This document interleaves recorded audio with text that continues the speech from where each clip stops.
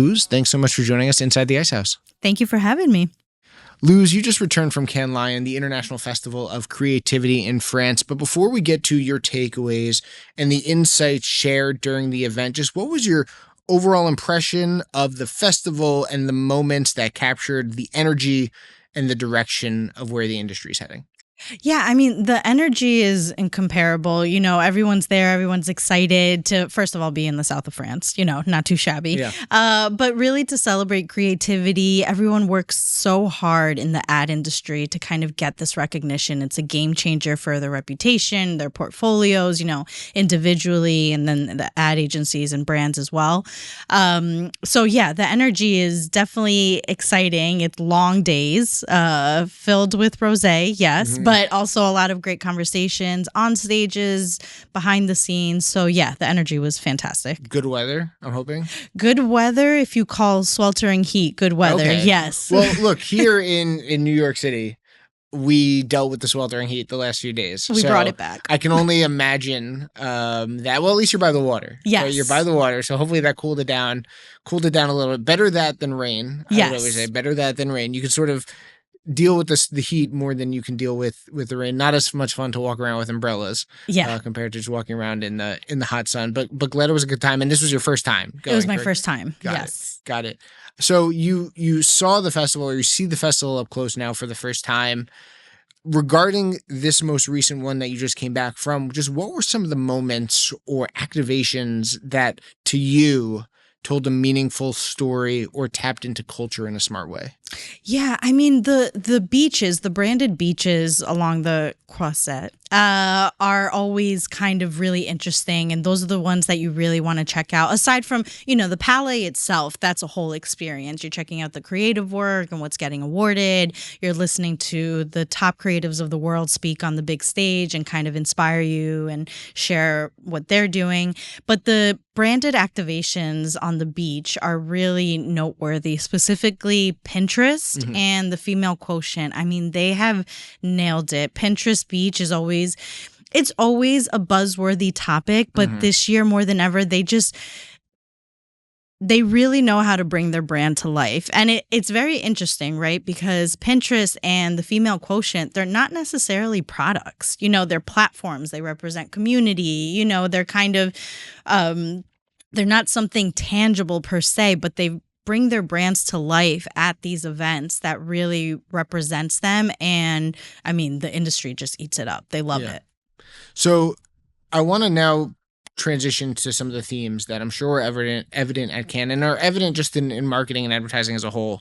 AI, clearly one of the biggest themes of the year, not only just in the industries involving Cannes, but, you know, really industries across the board, whether it's healthcare, retail, technology, whatever it might be. How would you describe the mood around AI? And was it more curiosity, excitement, caution, or sort of like a combination of all of the above?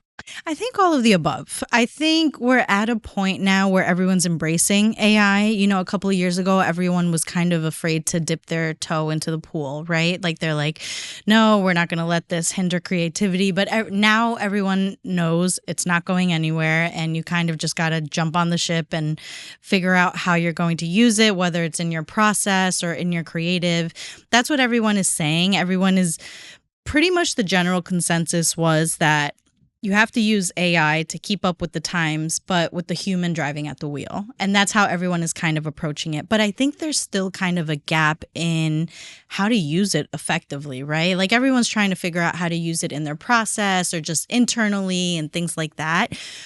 But everyone's still kind of peering over to the side and how are they using it? How are they using it? Even down to like the prompts, you know? So everyone's embracing it, but with caution and still trying to figure it out, I think. So you said that it may have previously been looked at as more of a hindrance to creativity. Would you say now it's being looked at more and more as a benefit or an addition to the human element of creativity? I think it depends who you ask. So yes, it's being looked at, you know, as a complementary to creative, but I think there is some hesitation and borderline fear about what it will do to the craft. So specifically things like copywriting and, things like that, where you can just type in a prompt into ChatGPT and it could essentially erase that profession, and it shouldn't, right? Because it's still marketing that's speaking to humans, not AI. So I think there is a little bit of concern in how it'll affect the next generation of creatives coming in and how they use it. So it's definitely at, it's having a moment right now. Yeah. No, absolutely. And you mentioned how it could be part of the creative process, but you still need that human touch, obviously, right? What did you learn about how marketers are navigating that balance? Because I think, I said AI is not just involving or not just affecting creativity and marketing, it's affecting and advertising, it's affecting, all different fields. I think everyone's trying to balance how do we make sure we use AI to its full potential while obviously still have that human connection. So what did you learn about how marketers are sort of navigating that balance? I think they're figuring out how to use it for efficiency purposes right now. It's kind of cutting back the hours of manpower that are needed to, spit out hundreds of different assets, right? Different variations of the creative. I think everyone's trying to figure that out instead of actually using it to create something that we'll see out there. But there are brands that are kind of nailing it. I mean, specifically Coca-Cola, for better or for worse. I know their Christmas ad got backlash, but they are kind of spearheading AI in the brand space and learning how to use effectively. So I want to pivot from AI to this creator economy, and we've seen it continue to evolve quickly over the last few years, really over the last year, and it doesn't seem to be going anywhere anytime soon. It seems to really be here to stay. So what kind of roles do you believe the creators and creator economy have in brand storytelling, and how were companies using them during the festival to represent these brands? Yeah, I mean, I'll tell you, this was my first time in Cannes, but I know for a fact this is the attention that creators got at this Cannes festival was insane, and not in a bad way. I think everyone's realizing that those are the next brand marketing leaders, right? So, I mean, Cannes started the creator track only 2 years ago, but you would never be able to tell based on everything that we saw this year. So they had specific educational components targeting creators. LinkedIn had a really big role in this. They even had a dedicated space for creators to connect with, almost like a quick masterclass or a boot camp of sorts, for creators to use and talk to the brand marketers who are there, right? And that's also the beauty of Cannes, is you get to talk to people who may not be as accessible to you, whether geographically or even just in the professional space in the industry. So people are really using that time to connect and learn from each other.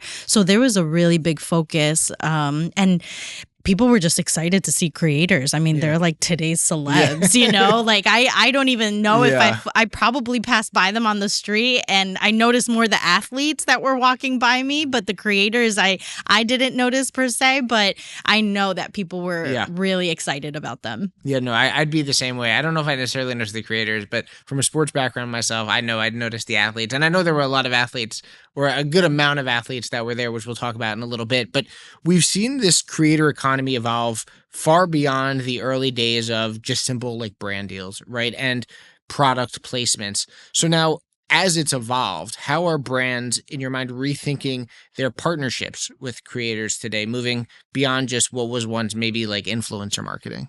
Yeah, I think the brands that are playing it smart are the ones that realize that you have to collaborate with these creators, that you have to work side by side with them and not try to mold them into some kind of personality that just spits out an ad for you. You have to kind of tap into their persona and their messaging and their audience, and that's the effective way to use it. So I think the brands that are doing it right are the ones that work side by side with the creators instead of just emailing the brief and being like, send this back to me in a few days, So I think those brands are finally starting to realize, to get it right, you have to work with them. You have to essentially let them be them. Exactly. Right? You have to let them be them, let their true personality, let who they are and how they've created their brand shine as they're promoting your brand, or as they're, advertising for your brand. So I mentioned, well, you mentioned that you may have noticed some of the athletes walking around rather than creators. I'd be the same way. And sports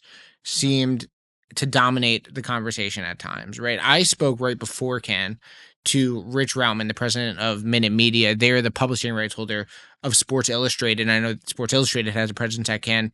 And we're joined by U.S. tennis star Sloane Stephens and figure skating legend Nancy Kerrigan. Why do you think sports have become such a powerful canvas for marketers right now? I think sports, similar to music, can be a universal language, especially, I won't get into politics, but obviously there's some divisiveness right now, and things, it doesn't matter what it says on your ballot or what, you do in your personal life or whatever.